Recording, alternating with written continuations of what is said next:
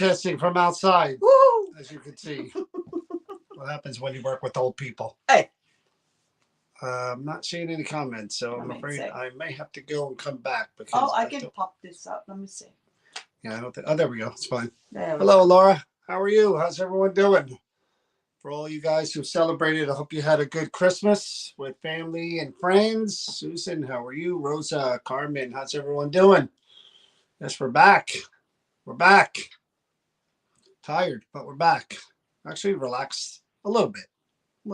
Trying to, but getting busy again. People want things. They want to set things up. And John was working on a schedule all day today. You know the guy who said we're going to take a break? Hello, Cindy. How are you? Because part of us did take a break. Some of us were watching horrible movies and reading books. A break? So Christmas Eve and Christmas Day was a break? Yes, it was. Wow. Do you see the breaks are? Wow. Okay. Hello, Donna Marion. How are you?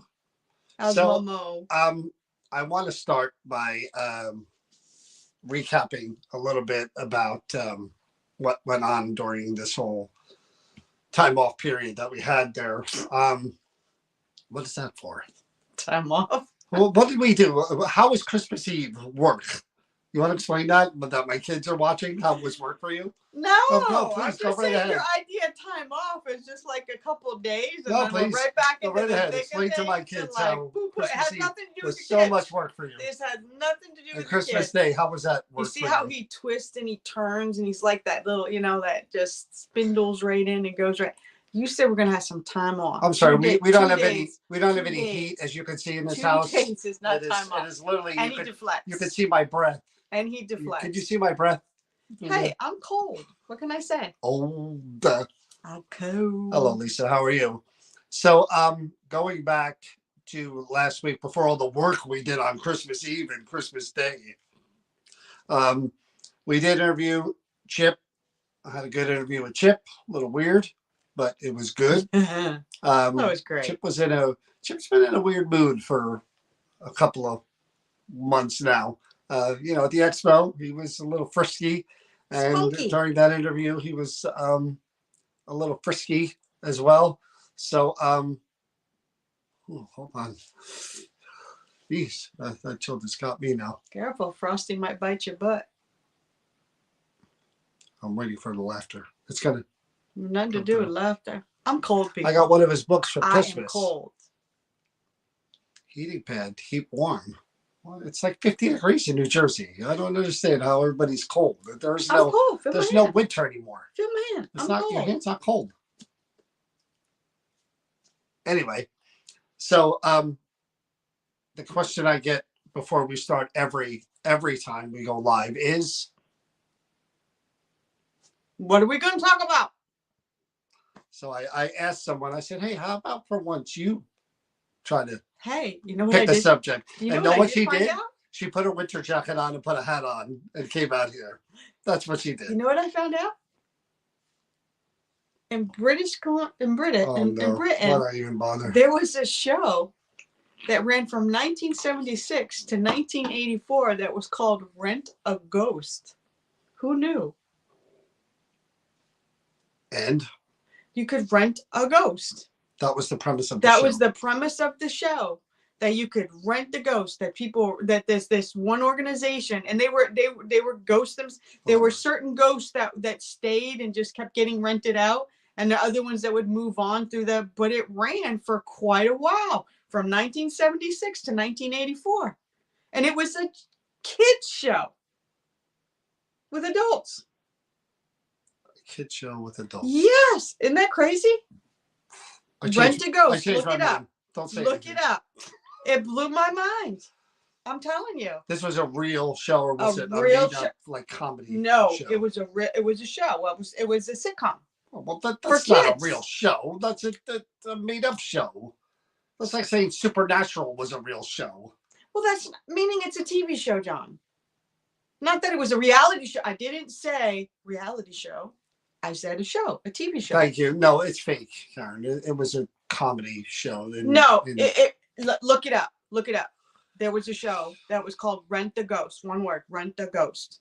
And it will tell you the actors that were in it. And it ran from 1976 all the way to 1984. and it was pretty popular, and British, and it blew my mind. It blew my mind. I never even heard of it. But how can it blow your mind when because it's a fake show? Because we're not talking about today. We're talking about in 1976. Where were you in 1976? I didn't even graduate high school yet. Those were things we talked about back then. Put yourself in those places. I changed my mind. Chris will never pick a subject ever again to start. That's because sorry. I apologize. My sincere apologies. I'm just saying. That's the last one for the year. Let's get that out of the way. Let's get that out of the way and pretend it didn't happen. No. Let's just reset the whole thing here. Hello, Travis. How are you? I just kind of thought that was uniquely different and strange. Like I never, it ran for as long as it did. Not even in syndicate, because I watched some of the BBC channels, and I've never seen that in syndicated. I've never seen that even talked about, but yet it ran for quite a while. I'm just saying. That's all I'm saying. Yeah. Okay. Anything else from that show that you want to? No, I kind of thought that was really unusual. We had the ghost of Mrs. Murr. Yeah, another fake show. I don't understand what we're talking about here. Anyway, I'm sorry, Dorothy. I apologize to everyone. It must be the cold, from what I can gather. Anyway. Just because there's an interest to you. So anyway. I like to be educated.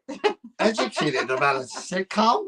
Just the different complexities of different time frames. It was kind of crazy that back in that time frame. Yes, the topic is TV shows, Carmen. Let's let her. Thank you, let's let her go with the TV show concept. Thank you.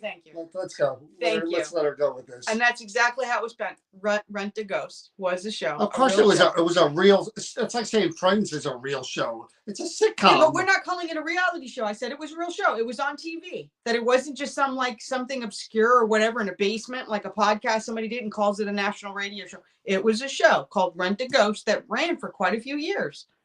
And I just kind of found that fascinating. Listen, the things that I find fascinating, how my brain works, is totally opposite from John. Completely and totally. And I've accepted that years and years ago. But I can tell you one thing. He's never bored with what I come up with and what I do. Because I'm always keeping him on his toes. Gee, I can tell you why I probably didn't come here, Cindy. Because it probably sucked. That's probably why I didn't come here. Oh, my God. If it's not a big blockbuster actor in it or TV something shows? really well known, not even just Benny Hill was from there. I love Benny Hill. Anything, yeah, but that was a well known. He was very famous. Then he's not. He's not. Go ahead and Google that. I guarantee you. I watch all different things. They're probably going to renew the show after Chris mentioned it, and the ratings are going to go. There'll be a remake. Somebody out there is going to do it. God help me. Maybe I'll rent you out. You wonder why I have to work so hard? This is what I work with. It's literally, build it from scratch, do all the lifting, put it out there, and let them just gather and do the thing. That's what we do. Anyway, so back to Chip Coffee interview was different. I watched a little bit again. I cut some reels from it. There was some good stuff in there. Then, we did the investigation at the Creeper Gallery after that, or was that before that? I don't even remember. Probably after that. I think it was after that, where we came in and did the doll with the funky eyes, who I thought had no eyes, but turns out the eyes were in a bag. They were in her feet. Go figure. That was pretty good. The other one, we tried and tried and tried. Not so much with that one, but the first one was really, really good, I thought, as far as interaction. Yeah. I agree. I want to go back, though, to what we posted pictures of. We couldn't say anything about, of course, the Cody and Satori proposal, even though we knew about it back at the Hoover House. We were there, and we were doing the event with Cody and Satori.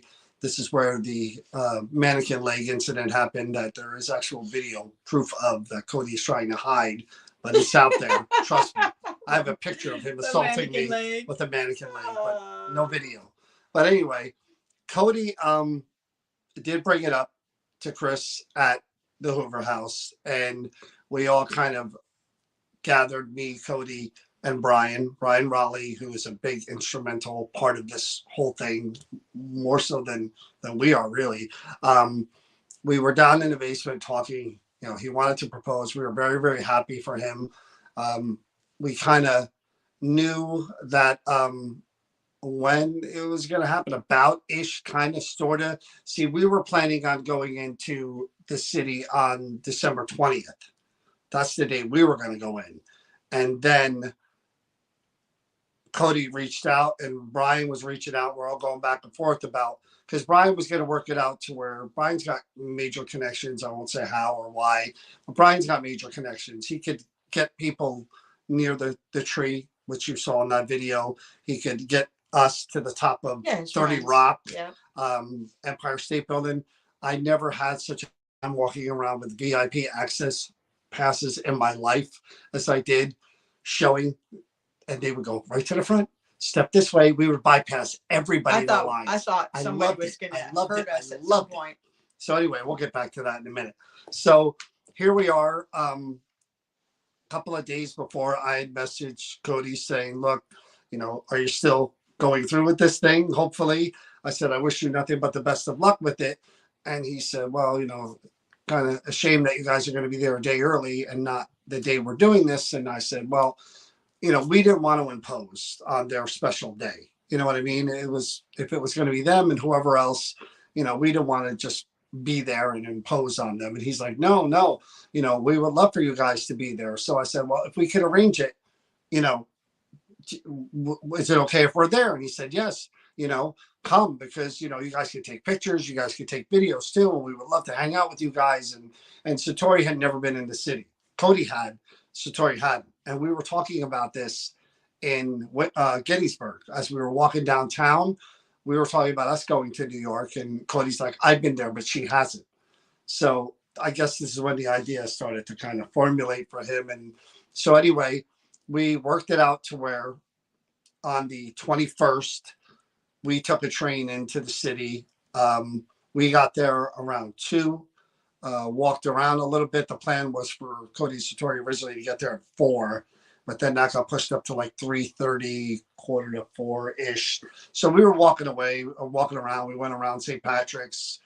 We just kind of stayed in that area because we didn't know what time they were going to arrive. So the plan was really, it was supposed to look like a bump in, like that'll happen in New York City in the front of a 30 Rock. I thought I did good. Well, you were. I mean, Chris tried to play it off as if it was a bump in, like, hey, we're here and you're here, but it was so obviously not a bump in. Obviously, like, listen, what are the when I'm odds? told to follow through, I follow through. You did. You tried to play. I did not break character. So the plan was, we worked it out beforehand that Satori didn't know. Of course, we were going to meet in front of 30 Rockefeller Center. Brian, again, with all of his great connections and amazing people that he works with, he was able to get us VIP passes up to the top of 30 Rock. So we met them. Hey, how you doing? Great seeing you here. Blah, blah, blah, blah, blah, blah, blah, blah. Hey, Brian, you get us up to the top. We went up to the top. Observation deck was awesome. It was a nice, warm-ish day. The view was incredible up there. I wanted to ride the girder ride, but she wouldn't do it. Anyway, I couldn't do it. Come on. Wasn't my day. How far up are we? Oh, pretty far. It's a skyscraper. And they literally, it's just glass plate where you could see down below and all the, now think about this, New York City looking down on the roofs of buildings in New York City. Very cool. And this thing lifts off the ground. It's a beam. You're sitting on a beam that they used to build buildings with, and it lifts you up and turns you around in the sky. No way in this world. I'm never doing that. So, anyway, so we go up to the top and we're taking pictures, and the plan was, when Cody was ready, I was supposed to text Brian, who would meet us at the bottom with the security people, and they were going to walk us straight through this building right to the tree. Literally, you can't get next to that tree right now. It's because someone set a fire to the Fox tree across the road. So now the Rockefeller tree, you can't get that close to it. So that was the plan. Satori knew nothing about it. Can't get rid of that. So we're up there, and you know, they're taking their time, and we're taking our time too, because we'd never been up there. So we're taking pictures, and I can see Cody getting more and more nervous. It was written all over his face that, he was getting ready for this big, big moment. So we're walking around like, you want to go over here again? You want to go? He's like, yeah, let's go over here again. And he was enjoying it. They both were enjoying it, but you could tell. And I kept looking at him, and I put my hand on his shoulder, and I give him a, you got this type of thing. And, you know, Brian is waiting for the signal. So finally, we finished doing what we were doing up the top of 30 Rock. And Cody looks at me and he gives me, I gotta take my glasses off for this. He looks at me and he gives you one of these, like nods. So I gave him a nod back. I moved away from everyone. I'm trying to text Brian and I couldn't get service up there. So I'm like, I'm gonna blow this whole thing. So I'm walking around the deck, like little by little, trying to like make my way. Like, do I have service? Do I have service? Finally get service. I text Brian, we're coming down. Okay, I'll meet you at the bottom. We get into this elevator. Cool elevators. They kind of make you sick. Like if you're like epileptic or something, you ain't getting in that elevator. Or if you're afraid of them. There's like movies and like TV shows or whatever, NBC playing on the ceiling, and it's like really like Willy Wonka. The walls warp because you're going so fast up and down, and there are two of them that are passing each other that the walls actually warp. It's like Willy Wonka though. When they go into that tunnel, it's really I'm weird. terrified of elevators. So elevator door opens again. Cody's got this look of, he's feeling it now. It's shock. Oh yeah. There's so again, I put my hand on his shoulder. I give him a little shake, like, you got this. And we're walking, and Satori's like, "Wow, this is so cool. She's taking awesome it in. That we ran into you guys. It's awesome that Brian could work this out for you." Now we're walking through this building. Yep. We'll talk about that in a minute too. We go walking through. There's nobody there but us. The security people are like, "How you doing? Right this way. How you doing? Right this way." I passed everybody. The big lines. It was crazy. So now we walk out the side door, and there's the mayor of New York, not the real mayor. This guy who's one of the security people, who I guess everybody knows and they call the mayor. He's standing there. Very, very nice gentleman. Now we're looking at the tree. Now the plan was we were going to get access to the tree, and I was going to act like I was taking pictures of them. And then Cody was going to get down on his knee, when in reality I was taking video and Chris was taking pictures. Okay. Yep. That was the plan. So here we come out the door. There's the mayor of New York. Hey, nice to meet you. Blah, blah, blah. Thank you for doing this. It's really cool. Opens up the gate. Now we're right in front of the tree where everybody else is way back there. So Satori's like, "Oh, this is so great that we were able to do this. This is so cool," or whatever. So I'm like, "Yeah, let's get some pictures." That's the signal. It's the moment. It's go time. This thing was referred to as the moment like a million times through text as we're sending videos and pictures and everything. So there's Chris ready to do her thing. I got video running as they're standing there, and that's the video you see where I go 1, 2, 3, because I'm acting like I'm taking a picture. And I look at Cody like, and he didn't do nothing. He was frozen. He kind of like repositioned himself, and I said, "Okay. 1, 2, 3," and then he goes down on his knee, and that's when she took perfect pictures. Perfect. I tried to get them all. I tried to get everything for her. Every second of that moment. Every second perfectly. And I'm taking the video. Yes, it is my big mouth that goes, "Yeah!" And I'm like, I just ruined their like proposal video. I couldn't help it. I'm caught up in the moment. There was a bunch of people looking from the other side that were cheering. You can't hear them. I thought we were going to get darted at some point. Like you're going to feel like a little dart hit you because, there were gates upon gates of layers where you couldn't get near the tree. And they just opened them all up, the head of security and stuff, and just let us go right up to the tree, because of Brian. And Brian rallied. I will be the first one to say I was nervous. Because when we say thousands and thousands of people were there, it was hard to get through. Oh, yeah. He had to bring us down and through tunnels to get us away from people so that we could get to where we needed to be. And I have to say, I don't do well in crowds, and I was pretty scared. So when the moment was happening, I was just like, we're going to get darted any minute by somebody out there in that crowd that's not going to be happy that we're by that tree. But when you yelled, you could, I don't know if you heard the crowd behind Yeah, I you heard them. were clapping and yelling too when he got down on his hands and knees. So I wasn't afraid of getting darted, by the way. was. I was caught up in the magic of the moment in New York City, of all places, Christmas time, which I love. Yeah, it was gorgeous. And the fact that they were doing that right in front of the tree, it was a very, very touching moment. And I kept saying to him beforehand as we were messaging back and forth, planning, I said, you're doing this. It's the perfect moment, the perfect time, the perfect place. You were doing this 100%, a memory you are creating like no other. And he really was nervous. And there's Brian right there, Brian Raleigh. He's the man for Brian, man of the hour. Brian's one should be taking a bow. Brian really, really gave them such a huge gift. Yeah, and she was jumping up and down excited. And she was jumping up and down. And she was like, is this real? Is this real?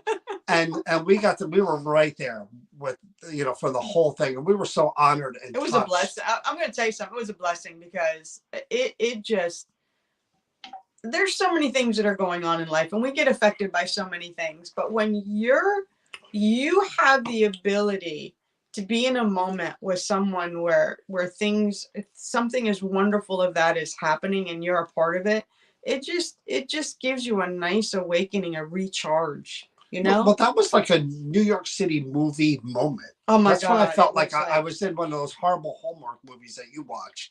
I'm like, this is like the perfect New York City moment. And we're here, part of it, witnessing it. And like I said, none of it would happen without Brian, because Brian gave them such a VIP. And I gotta tell you, do I ever love being treated like a VIP? I found out this is something that I really love, because as soon as you hold up those green passes that say VIP access, literally there's a line of people on the right that have been waiting all the way to get in. And we do one of these and they're like, come this way, you four, come right this way and get in the elevator. And we were like, what? Then we get off the elevator, we go down a different aisle as the people. We were the people on the left. Those are the important people. The people on the right were the ones who had to wait online and everything. I did get a little mad because eventually we did have to mix with the people on the right, which I thought my access would keep me away from those people, but it was okay. And guess who they made go first through the crowd? And to be the first one to go in, like what they were like, let me test the waters. You go first, you be the leader. You go follow through. But it really, again, Brian just gave them such enoughs as well. We had such a great time. So then afterwards we, they're celebrating and, you saw the moment, the pictures, the video, and we leave there and we go just to a few local places. We took the pictures by the rink, the skating rink. There was another big Christmas tree there. The giant Christmas balls. You saw that picture as well. And then we went and got something to eat. Now, New York City, it's packed that week, beyond packed. Everywhere you go, packed with people. Thank God, again, Brian was there, because Brian works in the city. That guy knows it like the back of his hand. So we went to this place to eat. It was nothing fancy. We just got food. And then afterwards, Cody Satori had a show that they were going to go see. And then the plan was that Chris and I were supposed to walk around the city, Bryant Park and all. But I got gypped of all that because Little Miss Sunshine here was tired. So all I got was a trip through all these underground layers that I never knew existed with Brian. You got those famous chocolate chip cookies. I mean, honestly, did you ever in a million? We've been in the city. Not that we're not city people. I never knew those were down there. Brian took us like down these stairs into like under buildings where there were bars and this giant chocolate chip cookie place that I love, man. Those cookies were amazing. And it was just like a different world. And we were under the building where Sirius Radio is. He literally would like, no, don't go walk around all those people. Come on. He'd open up a door and we were like, in another land. Yeah, we came out 3 blocks over and I'm like, how the hell is he doing this? He was like Willy Wonka. Yeah, he was. He was and Willy Wonka taking us through these magic doors. It was pretty. I got to tell you, I was pretty impressed. I was exhausted, but I was impressed. Oh, we did. We got giant donuts like that. Oh my god, big. huge The cookies donuts were on like Fifth that Ave. big too. These donuts are like this, and they're massively big, and oh my god, they're so good. And then Brian was good enough to give us a ride home. Yeah. And a truck because, again, of all the magical moments, John wanted to have a few of his own for Christmas, but I had nothing left. Someone had a Bahama Mama when I told them not to, and I had the listen. John got gypped. I was in a lot of pain, and I was hoping that would give me a boost, and it did not give me a boost. No, Brian was beyond kind. It was what he did for them. And he literally created a moment that hopefully, God willing, those two are together for 80 years. You can tell that those two were meant to be together. And that moment he helped create for them is something that they will tell their grandchildren's grandchildren. And, you know, it's just one of those moments. And you knew it when you were in it. You know, once we were part of it and we saw how it was going, it was like, well, you knew something was one special. of those moments. It really is. And to Cody's credit, perfect. He did it perfect. He really did. I don't know if he actually said, "Will you marry me?" I think he said, "I love you," but it counts. Her cute jump. She was like, I don't know what made me jump, but I think that that's just her. And it made it so cute and made it so unique. And it was just that moment where it's always going to be. And all the people that got to witness it, that were standing outside those gates, that's to me, that was just, I just felt really good. You know, it was just like, that made me happy to be there. And again, we couldn't tell anybody, you know, what was going on. We knew about the proposal, but even when we were asked to go, we were like, and you know me, I got the biggest mouth on the planet. And I was like, wow, we're going to be part of this. And then Brian got involved because he was the one who kind of, you know, put the whole thing together. And it was just like, you know, we got to go out to eat with Brian. We got to hang out with Brian a little bit. And it was just. I got to say, I give Brian, you, and Cody all the credit in the world that you were able to keep this under your hat and not spill the beans from the beginning of December all the way to the end. No, I mean, that was hard. These are two awesome couple that make you feel. No, those two, again, you guys know how we feel about Somebody them. keeps saying they didn't see the video. So where does the video so they can see it? I would have put it up. It's on their page for sure, on Cody Satori's social media, Instagram, Facebook. I don't want to put it on ours. I don't know. I may have. I put pictures. I don't know if I put the video, but again, to be part of that, they're just. That's their thing, Cindy. We you know, parents aren't usually there. We were talking about this for proposals. You know, not many people, when they propose to someone, they go somewhere and do it. It's not really a family. No, he already had permission from. Yeah, it's on Jason's. Yeah, he talked to Jason, I think, a month beforehand. Yeah. Jason said, but again, they're good people, and the fact that they even asked us to be there and be part of it, we were just like, we were so honored and so thrilled to be part of it. And, you know, it was just, again, that made my Christmas even better. It really did. The whole month, this whole year, it was a great way to finish out this year with that moment. Of course, I would have liked to enjoy New York City a little more, but, you know, you can't have everything you want, you know, because I left with 3 giant cookies and some donuts that I didn't even get any of the donuts, by the way. I ate them both. I did. Ate them both. And you know what? I got 0 cookies. There were 3. So well, you weren't getting fair cookies. Trade, right? No, you weren't getting any after you ate both those donuts. Jason must be proud to have Cody marry his daughter. Blah blah blah blah. Cody is a good guy. He's a good guy, and you know, being with them. If you've ever been around them and really got to hang out with them, just like, good people. They are. It's forget the show, forget the, you know, whatever. They're just good people in general. They're fun to be around too. And we had such a great time with them at the Hoover House, and knowing what was coming, and we knew about it. We were honored to even know about it.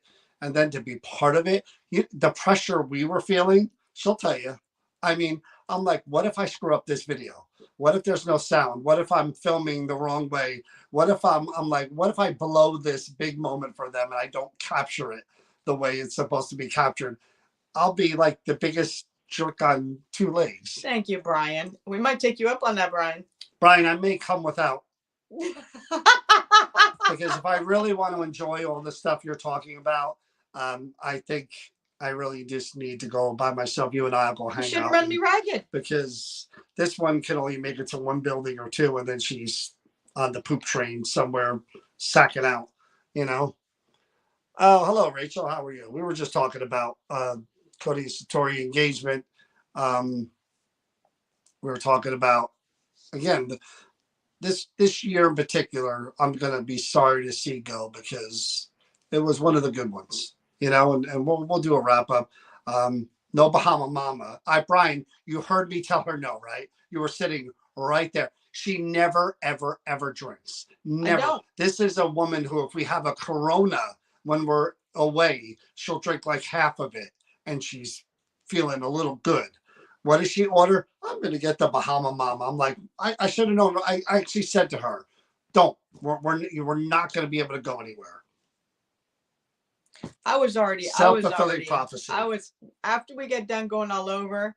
Thank you. Thank you, Brian. And what happened? John's good time went right down with that glass of Bahama Mama. Oh, Lord. Okay, guys. Let's move on. Yeah, let's move on. There's always next year. Anyway. So again, it was a great year. So speaking of next year, the first event, and my phone is right there. I would need my list. But where is it? The first event, I just got confirmation for the Robinson Building in Clark. And I think he's releasing the tickets to his people tomorrow because they want to give them first dibs for the Historic Society, which means they could sell out that way alone, maybe. But he's going to have first dibs and selling them tomorrow. And then I'm going to be able to release them on whatever the day after that, Thursday. I'm going to be able to release them. So that'll be the first event. And that one's only limited to like 18 people. Can't fit a lot of people in that building. It's in Clark, New Jersey. The Dr. W.M. Robinson Building will be our first official event of 2024 to kick the caboodle off. The house was built in 1690. It's got the oldest beam in the history of New Jersey that's still in the roof of the house. And I mean, it's a massive beam. And that'll sell it. If you're a paranormal fan, old beams, nothing say ghosts and hauntings like old beams. No, that's interesting. Let that be a lesson. Yeah, that basement is active. No, that building. Thank you. Brian actually sells it like a paranormal person would sell it to kind of sell the event. If you're a beamologist, is there such if you're a beamologist and you want to see the oldest beam, and this is the event for you. I'm just saying, if you are a beamologist, have your degree in beamology. John doesn't shut up. Please. You notice that, right? Do not miss this event. Anyways, the point is that I think that that's a really cool fact about the building. I like history. So there you go.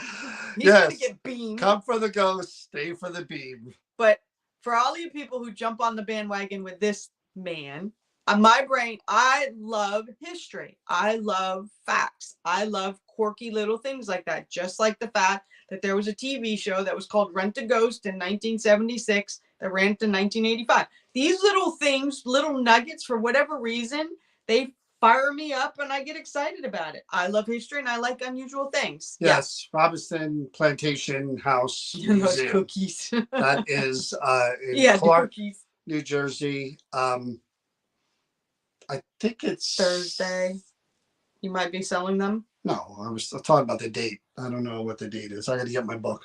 Hold on. Uh-oh, his book. Chris, tell them about another show from 1968. The year that Chris should have never came to New Jersey. They're gonna be making a show about me real soon with what are those all those YouTube movies that YouTube series I'm watching that are freaking me out. February 3rd. Did I say that? I think she's right. February 3rd. Thank you. You are correct, Deb. 7 to 11 p.m. Those are going to go fast because that building can't fit a lot of people, and we only no, we haven't set up anything with hotels yet. No, we're not even talking about that, Carmen. Here we go again. I get sidetracked. That building doesn't fit a lot of people, but we are going to have two lines. So it's going to be a line for the beam, and then there'll be a line for the ghost sun. So we don't want people to have to wait for something they don't want. So if you're there just for the beam, one line, ghost sun. And we'll have a third line if you want to see Crystal give John the beam. Boom. How's that? That's not even a joke.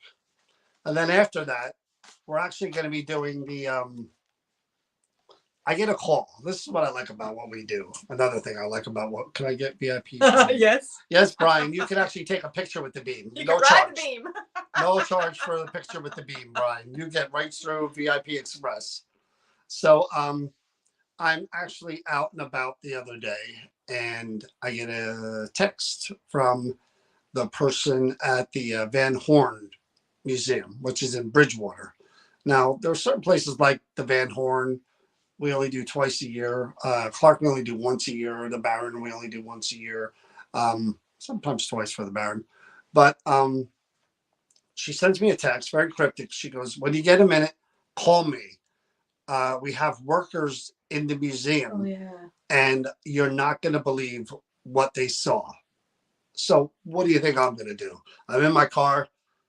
Boom, I hit the number. I call her.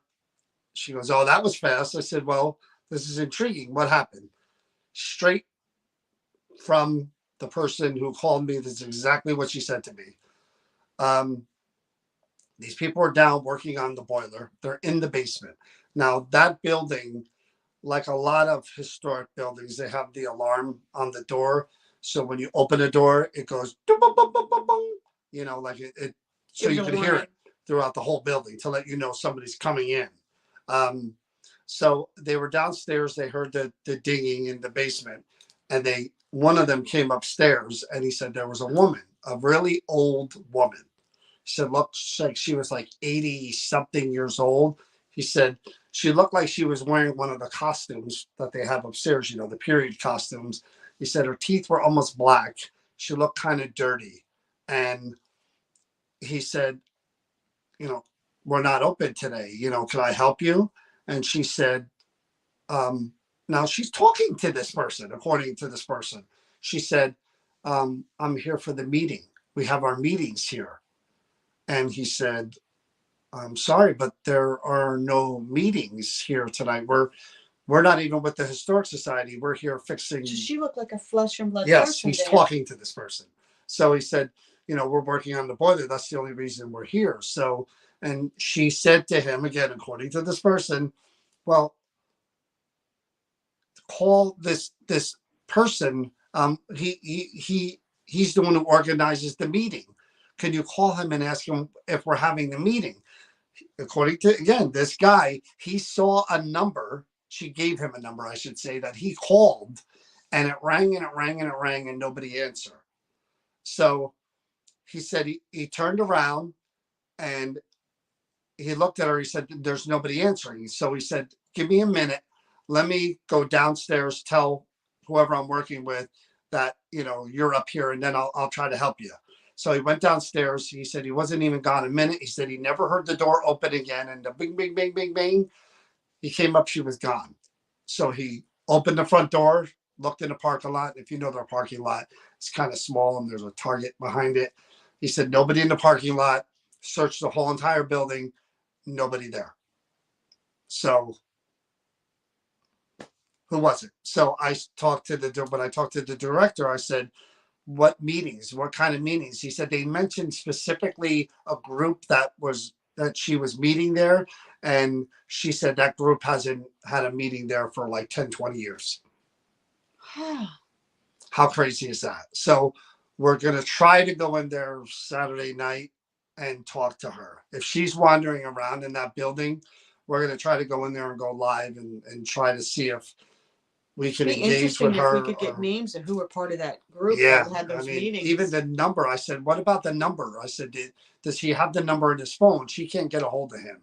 I said, "Try to get a hold of him. See if he has a number in his phone to call That would be that interesting. guy. We need to talk to that guy." You know. So we're probably, like I said, I'm going to try to get us in there live Saturday night.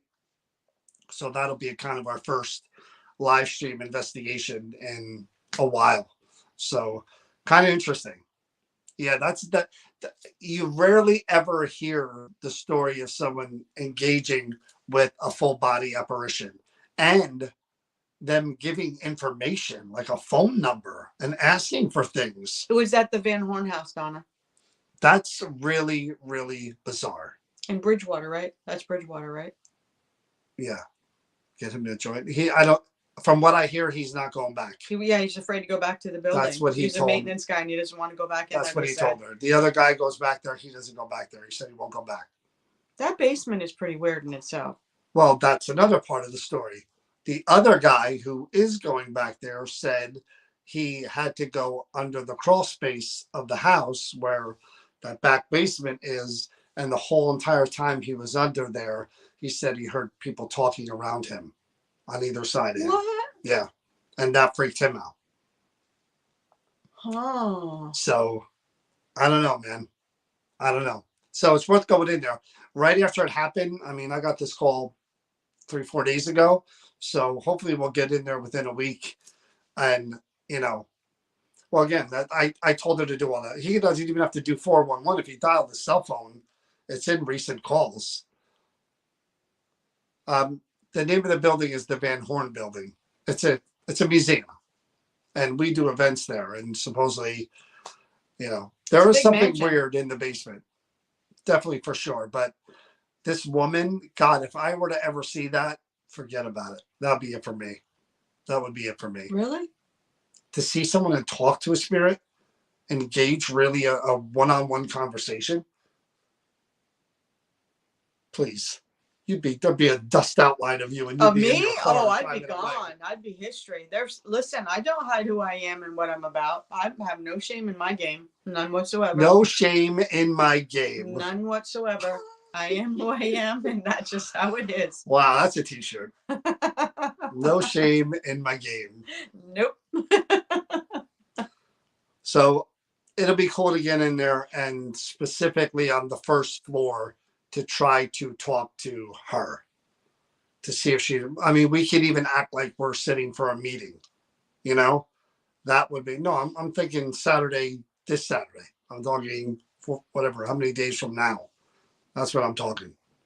So we get in there, I'm going to get in there. And like I said, we'll act like we're having a meeting, we'll set up a table somewhere. We'll put chairs around. And again, I'm guessing they would have their meetings in that little bar area. Maybe. Well, if they said it, that group hasn't met for what, 10, 20 years? Is that what you're saying? Yeah. So, I wonder if we couldn't get some information from the historian of, where would they have had their meetings? Who could have been possibly part of those meetings? Do you have a list? Because usually when they have those, they do keep minutes of the meetings and what's talked about. Some historical, they could be, especially if the group doesn't exist anymore. Yeah. So that'll be, again, she's going to let me know. She was supposed to text me already, but she didn't yet. So hopefully I hear from her. And then we're asking Centenary University to get us in there before. I can't explain that either, Patricia. Who knows? Maybe it's something she wore. Maybe she was part of some reenactment thing that she did. I don't know any of that, Denise. None of it. No clue. She just told John about that they were working. Again, I'm getting this secondhand, so I can't even talk to the person who had it. I asked for that information too, but again, I reached out to Centenary University, and I'm hoping to possibly, although I think it's not going to be easy to do, to get in there before the kids come back, because there's there's places there that the students are that we can't get into when we do our investigations there, our events. So hopefully maybe a weeknight we could drive up there and get into some of these places and stream that live too. That would be cool. That would be. Because there's different areas that we're being told about, but every time we're like, well, the students are there.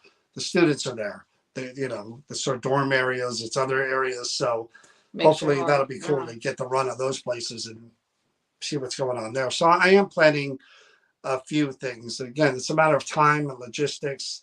I know Clark wants us to come back in there into their whatever they call that room, the history room.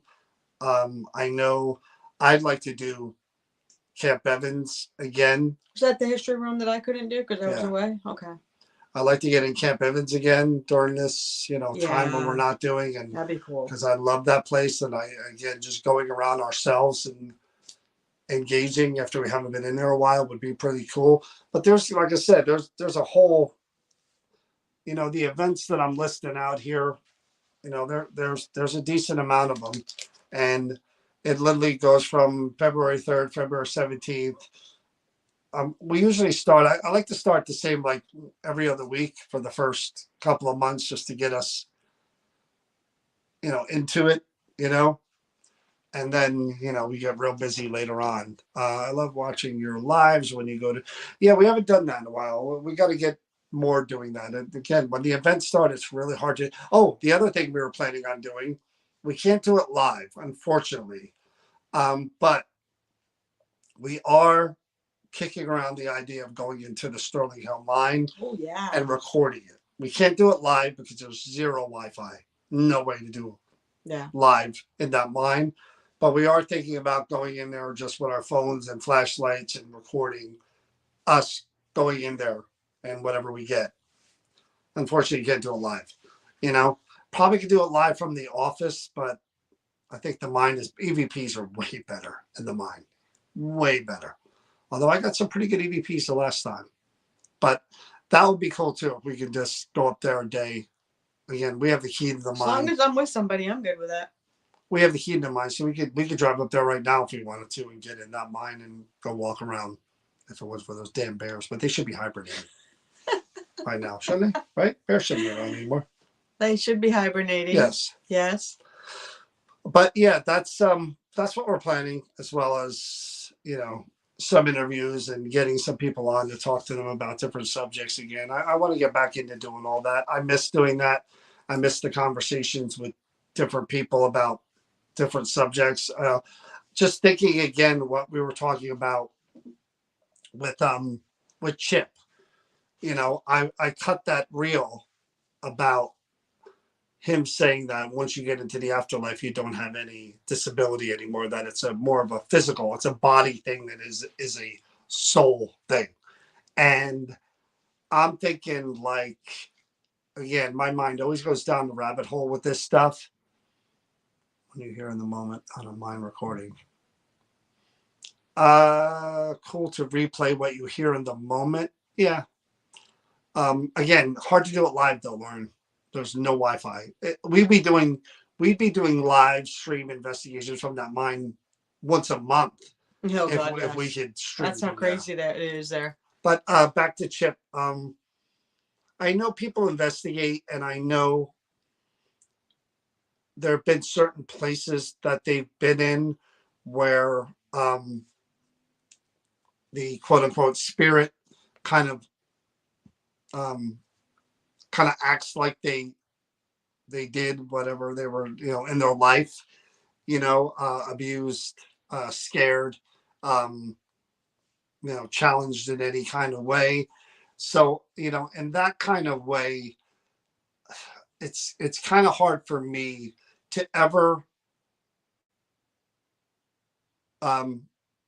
accept one explanation for anything when it comes to the paranormal. It really is, because I'm not of the mindset of, and I'm not doubting Chip. I know Chip has talked to spirits for 22 years. I know he has a gift that I don't have, but I also know from my experience, that there's more to the picture than meets the eye. That's from a song. Um, I do believe there are certain things that apply, but I also think there's way more beyond the circle than we could So you just don't say this is this, this is that, this is that, this is that, this is this, this is this. I don't so think you don't think that's a spirit possible in any way. comes back and like and shows itself to be the way it was in life, just so that you can identify and know that this is who you're speaking to?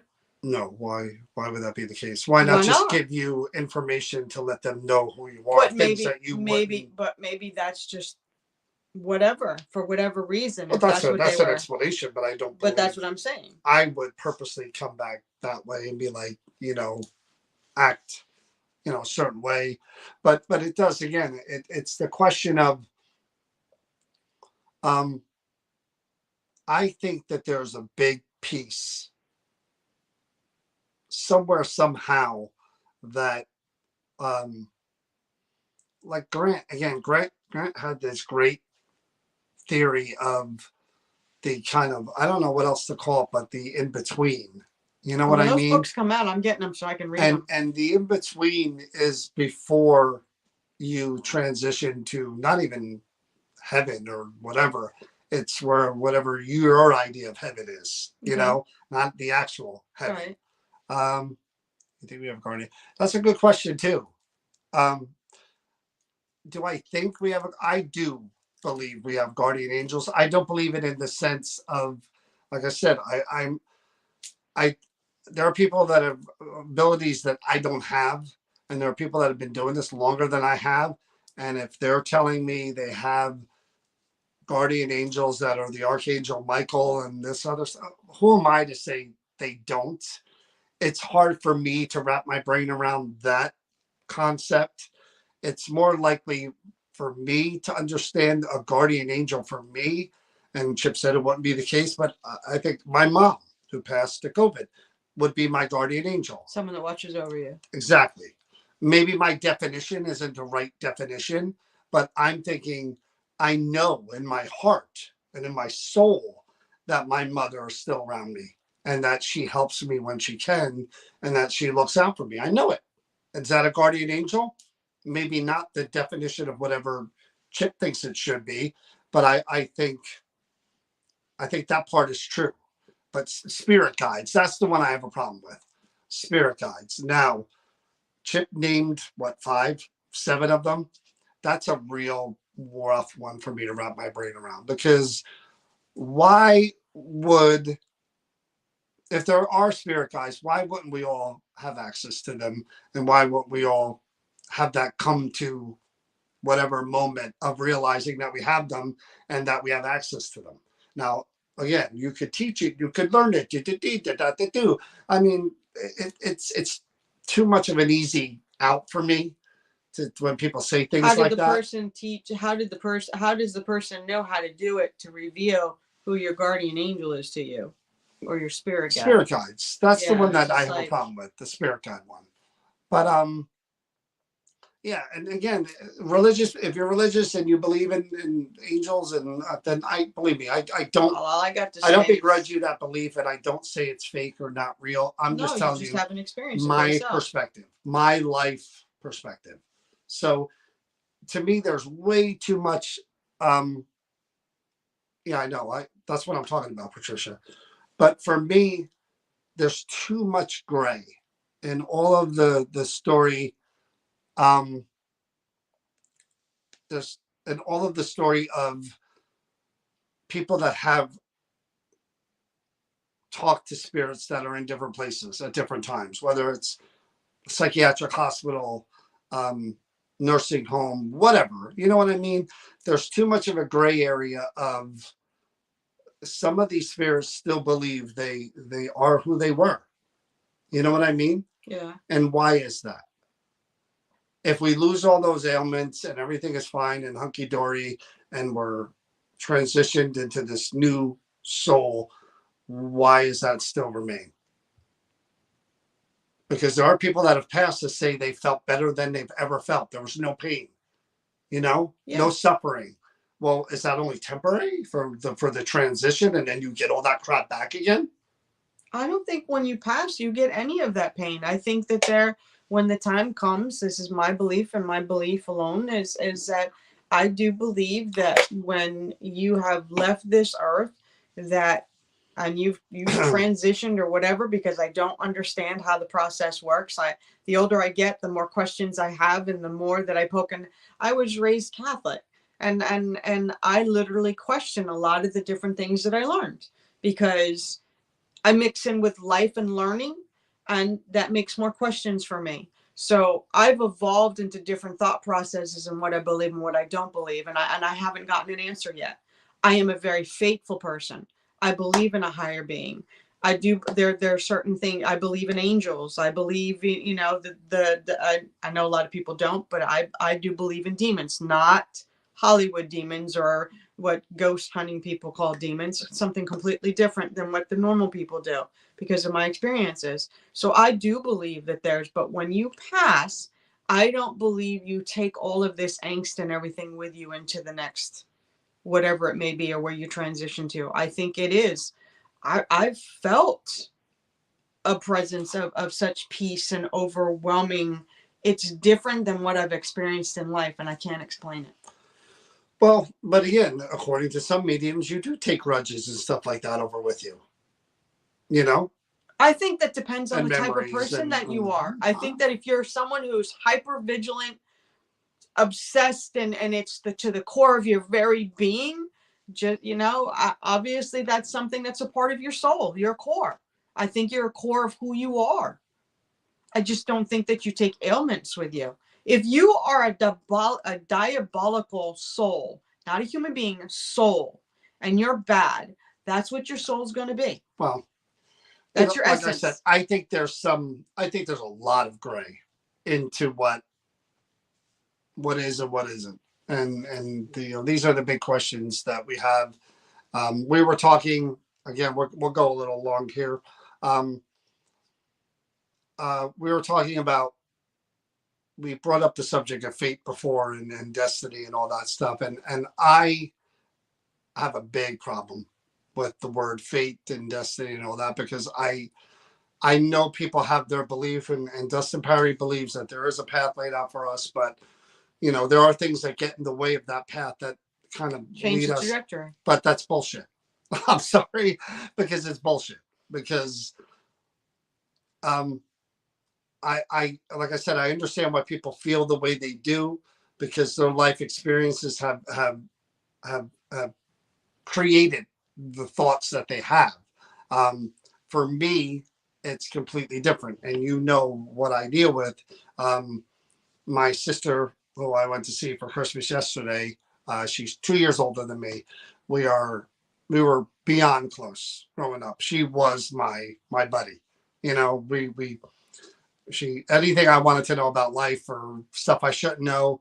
Sandy was always the one. Sandy was always the one. If I got in trouble, life things or whatever, I could always go to Sandy and talk about them and feel better. And we would joke together.